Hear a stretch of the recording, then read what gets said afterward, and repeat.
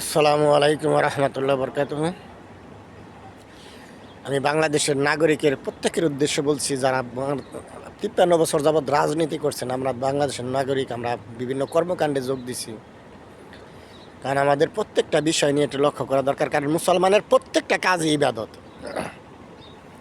কিন্তু আমাদের বাংলাদেশে আফসোসের বিষয়, আমাদের প্রত্যেকটা কাজই জাহান্নামে নেওয়া যাওয়ানোর জন্য করি, আমরা নিজের ইচ্ছা মতো করি বিদায়।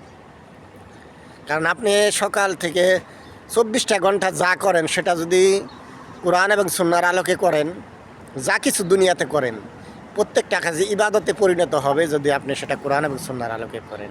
কারণ আপনি টয়লেটে গেছেন, সেটা ইসলামের বিধিবিধান অনুযায়ী যেন বাম পা দিয়ে ঢুকেন, একটা দোয়া আছে, দোয়া পড়েন, দোয়া পড়ে টয়লেট থেকে বাইরে ডাইন পা দিয়ে বাইরে এলেন, তাহলে আরেকটা দোয়া আছে, দোয়াটা বললেন, তাহলে ওটা ইবাদতে পরিণত হবে। এখন হিসাব করেন, যদি টয়লেট যাওয়াটা, যদি দুনিয়ার নিকৃষ্ট জায়গায় যাওয়াটা ইবাদত পরিণত হয়, তাহলে বুঝেন আপনি বাজারে যাবেন, একটা দোয়া করে যাবেন, 20 লক্ষ নেকি পাবেন।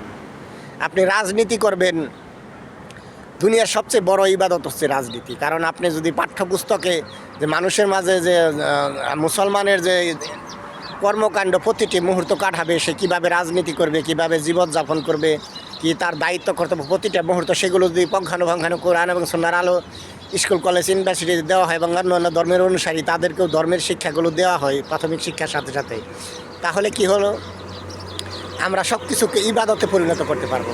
কিন্তু আফসোসের বিষয়, আমরা রিজিক সম্বন্ধে ধারণা দেওয়া হয় না। কারণ দেখেন, একজন লোক কি পানাহার করবে, দুনিয়াতে কতদিন বাঁচবে, এটা দুনিয়া তৈরির 50,000 বছর আগে লেখা রাখছে। এখন আপনি মা বোনেরা এখন ভিখারির কাছে বিয়া হইলে আর কুটিপতির কাছে বিয়া হইলে, ওই যে রেজিকটা লেখছে, তার একটা চাউল আর দানা আপনি বেশি খাইতে পারবেন না, কারণ তার আগে আপনার জান কবচ হয়ে যাবে। এই জন্য একজন ছেলেদের বলবো যে আপনি ভিখারির ঘরে জন্ম নিছেন আর কুটিপতির ঘরে জন্ম নিছেন, আপনি রিজিক যা আছে তাই খাইতে পারবেন দুনিয়ার জমিনে। কারণ রিজিকের 4টা স্তর, 4টা স্তর। এটার সর্বনিম্ন স্তর যে আপনি খানা পিনা, এই যে আপনার ধন সম্পদ, এটা সর্বনিম্ন।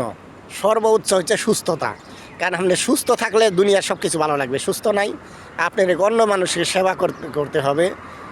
আর সবচেয়ে উত্তম রিজিক হচ্ছে যে আদর্শ স্ত্রী সন্তান। এখন আমাদের আদর্শ স্ত্রী সন্তান যে বাংলার জমিনে দুনিয়ার কোথাও এখন নাই। কেন নাই? এখন আদর্শ স্ত্রী সন্তান বানানোর জন্য তাদের কি কোয়ালিটি দরকার, কি কি করণীয়, কি বর্জনীয়, এগুলো তো আমাদের মাঝে নাই, শিক্ষা দেয় নাই, শাসন ব্যবস্থায় সেটা নাই। এবং সর্বোত্তম যে রিজিকটা, পরিপূর্ণ যে রিজিকটা, সেটা হলো আল্লাহর সন্তুষ্টি। কারণ আল্লাহর সন্তুষ্টি যদি আমার উপর থাকে, আমি দুনিয়াতে বুঝতে পাই। কারণ আমি হালাল উপার্জন করি, আল্লাহর সন্তুষ্টি থাকলে নামাজ রোজা পড়ি, কোরআন এবং সুন্নাহ মোতাবেক যে ব্যক্তি চলছে, মনে করবেন তাকে আল্লাহর পরিপূর্ণ যে সে ফুল অ্যান্ড ফাইলেন যে রিজিকটা, সেটা আল্লাহ তাকে দিয়েছে। দুনিয়ার কিছু না থাক, এটা যদি থাকে, তা ওই লোকটার কাছে যে সে নামাজ পড়ে, হালাল উপার্জন করে, কোরআন এবং সুন্নাহর মোতাবেক চলে, তাহলে মনে করবেন ওই ভাগ্যবান, ওই দুনিয়ার সবচেয়ে ওই নারী পুরুষ, তারাই সবচেয়ে দুনিয়াতে ভাগ্যবান। এখন আমরা কি চাই না যে আমাদের সন্তান, পরবর্তী সন্তানগুলো, পরবর্তী বংশধরগুলো ভাগ্যবান হোক? তার ভাগ্যবান বানানোর জন্য তো আমাদের জানতে হবে কি কাজ করলে ভাগ্যবান হয়। সরকারি টাকা চুরি করে, দেশের বাইরে পাচার করে, ঘুষ খাইলে, দুর্নীতি করলে, চাঁদাবাজি করলে এটা কি হয় না? সেটা নিকৃষ্ট ব্যক্তি। কারণ হারাম উপার্জন করলে তো আল্লাহ তারা ইবাদতই কবুল করে না। তাহলে আমাদের কর্মকাণ্ড আমাদেরকে জাহান্নামে নিচ্ছে, আমাদের নিকৃষ্ট মানুষ হিসেবে পরিণত করছে। এই জন্যে আমরা এইগুলো রিজিকের এবং যেটা 4টা স্তর, এটা আমি চাই যে দাবি করি, এটাই আমার সরকারের কাছে, মুসলমান যেন এই রিজিকের 4টা স্তর সম্বন্ধে জানে। জেনা ব্যভিচারের সম্বন্ধে, পরকীয়া সম্বন্ধে, হালাল উপার্জন সম্বন্ধে, জান্নাত জাহান্নামের পরিপূর্ণ জ্ঞানটা, এবং স্কুল কলেজে পড়লে সে কোরআন পড়তে পারে, এইরকম শিক্ষা ব্যবস্থা দেওয়া হোক। এবং অন্য ধর্মের অনুসারীরা যে পরকীয়া, জেনা ব্যভিচারে পাপ করছে, চুরি করছে, যেমন সব মুসলমান যেমন স্কুল কলেজ ইউনিভার্সিটিতে লেখাপড়া করে, যে চাকরি করলে, রাজনীতি করলে, ব্যবসা করলে দুর্নীতিবাজ অন্য ধর্মের লোকেরাও একই হচ্ছে। কারণ তাদের ওই জ্ঞানগুলো দেওয়া দরকার, যাতে আমরা আদর্শ মানুষ হই। এটাই আমার দাবি। আমি আমার একক নিজের প্রয়োজন মোতাবেক আমার কোনো কিছু দাবি নাই।